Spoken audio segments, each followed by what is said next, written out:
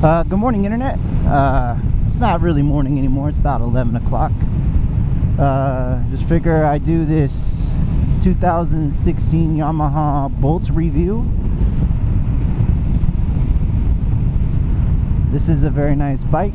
I use it as a daily commuter. I have been averaging 46 to 47 miles per gallon. I normally go 108 miles before the fuel light comes on, and the fuel light comes on when I've used 2.3 to 2.5 gallons of gas. I can only imagine there's probably another gallon left, but I have not ran this empty. I haven't really tried to see what I get out of that doing that shit, but anyway, it's been a great bike. I bought this as my commuter bike because cost. This bike is cheap. I was out the door with this for $8,300 including tax. It was a good deal, I thought, considering that the MSRP on this is $8,200, so not too shabby, I guess. It's a pretty standard bike. There's really not much to this. I mean, you got your mirrors. I don't know if you can't see this because I got it pointed at me this time. But just a regular headlight switch, which is high beam, low beam, turn signals, horn, and not very many options in the heads-up display. Not as fancy of a go-through, but all in all, really great bike. The cost on this thing, it's cheap. My insurance for a year was I want to say about 120 bucks. And tires for one. I noticed right away from my sport bike, I could buy a set of tires from Revzilla for 200 and I am lying to you, Amazon, $250 right now, currently on Amazon.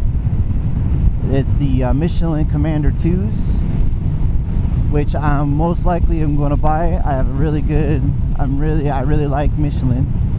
They're really good bikes, or tires. And these Bridgestones, I don't know what they were thinking. I talked about it in one of my later videos, but I wasn't on this bike, so I figure I'd do a little review on this one and talk about it. But other guys that have this bike and also vlogged with it, with these tires, they got a zigzag on the front. I'll post that picture up here again. But you can see that after so many miles on it, it gets to the point where it gets a death wobble. Now I have 7,564 miles on this currently, and I've been riding it since March, so I put a lot of miles on it, about 108 a day when I go to work. On my days off, I really choose not to ride this one because I'm all about my FZ10. I love that bike. But anyway, yeah, the Bolts, great bike, great everything all around. I mean, this is my first cruiser bike, so I have nothing really to compare it to for as in cruising stance. But yeah, good bike. Miles per gallon. It takes regular gas, regular fuel, nothing fancy. I don't put premium in this at all, just run regular. I recently done the oil changes, and I've been putting 20/50 in it. Now in the morning it's been cooler, so I've noticed that the oil light comes on and it stays on for a while. Now the oil light is a level, it's just a level sensor. It's not reading oil pressure or any of that stuff. I went ahead and took it upon myself to look that up to make sure. Yeah, so if the oil light comes on, it's just pretty much indicating level. So it's like it's low level. And I think, now see, people say they put 4 quarts in this thing, and I guess the manual says 4 quarts. I mean, don't take my word for it. I have no idea exactly how much is in there or how much it's supposed to take. But I've only ever been able to drain out 3. And I've only ever put about 3 back in. And I use Wix filters. I'm huge on Wix, so I like wicks. So if I have to, I'll switch it back up to a Yamaha filter. And then I was thinking maybe going back to a 1040, since, I mean, I'm in Arizona. Like today is going to be like 95 and we're in October. So if that has anything to tell you, but I haven't had the oil light come on until I switched it to 2050. Now I might just go back to 1040 and see if the light still continues to come on, but in all, it's just an oil level. So if anything, I just let the bike warm up longer in the morning when I first start it, so the oil is nice and warm, because as soon as it's up and going, it does not come back on. I have no issues at high revving or anything.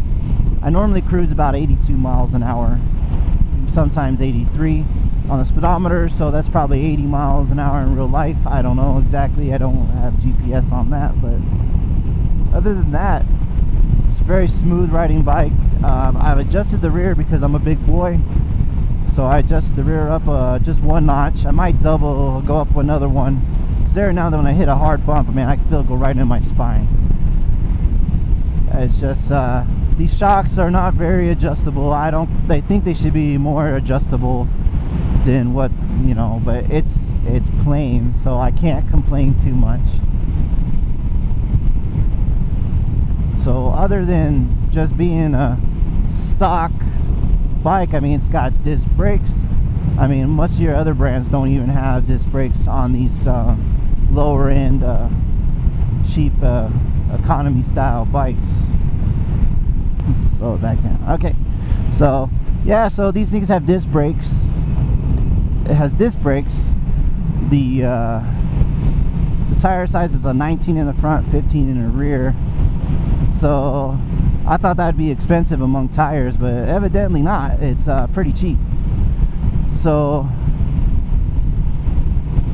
hopefully that sun's up. I'm not sure. I hope I'm not getting crappy video. Anyway, so yeah, great bike.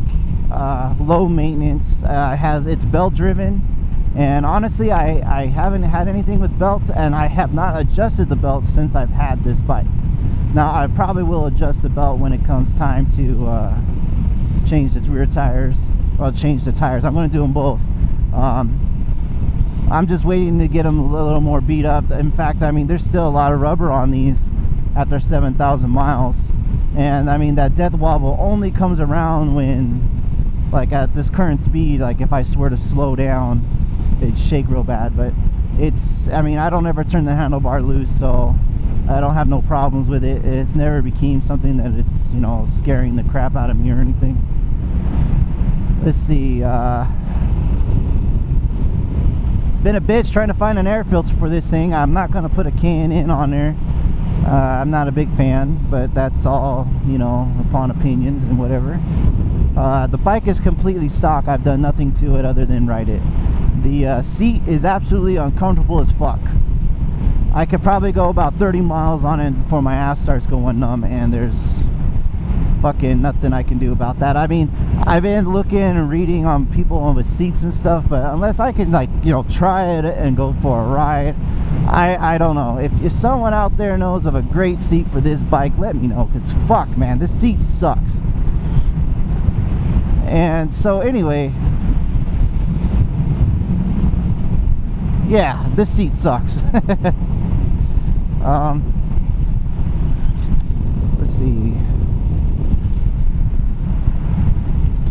Cheaper than a Harley Davidson, because I guess the Harley equivalent to this is the Harley something 88. I'm not a Harley guy, so I don't even know, but it's similar, blacked out engine and all that stuff, and it's 14,000, so it's $6,000 difference, and you pretty much have the same bike.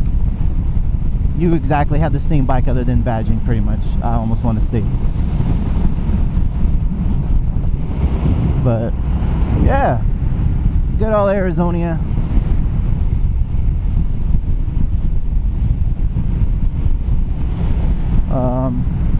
Geez, yeah, I'm just drawing a fart right now. I don't know. It's a good bike. If you're in the market for one, they're fun. I've seen some YouTube videos of dudes doing wheelies on these things. Now that's just crazy. I I haven't personally tried or going to try. It's just like my everyday, so I'm not trying to wreck this thing. But it's pretty cool seeing something of this nature doing wheelies. I guess those road glides too, they've been doing that stuff on those too. But all in all, Yamaha builds a really good bike.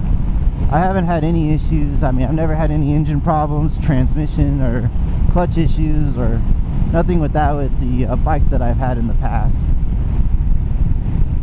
But the belt thing is something new. I've rode this in the rain a half a dozen times. This thing handles great in the rain. No problems in the rain. These tires, I guess, did good enough too. Well, they were newer then, because I was riding this through our monsoon season here. Yeah, so good bike. Good bike. I don't know if you're from Arizona, you'd probably know where I'm riding. I'm up on Sonora Parkway, just, you know, doing a cruise. It's a nice road up here. You get your little cactus and all that crap in there, because, you know, Arizona is all deserty. Everybody likes deserts. But yeah, the stock mirrors are pretty crappy. I don't like them, but they serve a purpose, I guess. They work. This gold, it's chrome trim. They have other trims on it. The only thing is the sun glares off that and blinds the crap out of me. Now in the 2016, I guess people had issues reading the instrument cluster thing. I don't know what to call it other than that. I mean, the tachometer or whatever, your information thing. Well, in 2016, it's great. I mean, direct sun beating on it all day, and it does not affect it. I mean, I can still see it. It doesn't fake out the numbers or anything. But yeah, it's a good bike. I like it. One day I'll run this thing all the way empty, but until then, I get gas every 108 miles. No reason to drag it out and try to make it worse or run out. I'm not pushing this thing. This thing weighs too much. It's like 600 pounds or some shit like that. I don't know. If you really want to know all the specs, I'm sure if you already looked it all up. But for this bike being what it is and for how much it costs, it's a really nice bike. I mean, handles good. It's smooth for the most part, unless you get big bumps. I mean, I had better shocks, but I guess those ones back here, because this is the R-Type, by the way. This is the Bolt R-Type. I guess the C-Type is that cafe style racer. Better slow down. But yeah, because this review is pretty much done. I don't know what else to say other than, I mean, good bike, just the tires are shit. I recommend getting a new set of tires as soon as these ones wear out, and I'd shoot into Michelin's. Michelin's make great tires. And yeah, gas mileage, like again, like 46 miles to the gallon, and cruising at 80 miles an hour, so guess can't complain at that. Oh, top speed 103, so maybe 100 miles an hour. It's as fast as this thing goes. Yeah, it goes faster course downhill, uphill, but on a flat, I'm giving about 103. It says 103, so tach might be wrong a few miles per hour, but from what it's reading on here, I have done no corrections or anything. But yeah, so anywho's, good bike to ride. But with all that and a bag of chips, thanks for watching, and see you on the next video.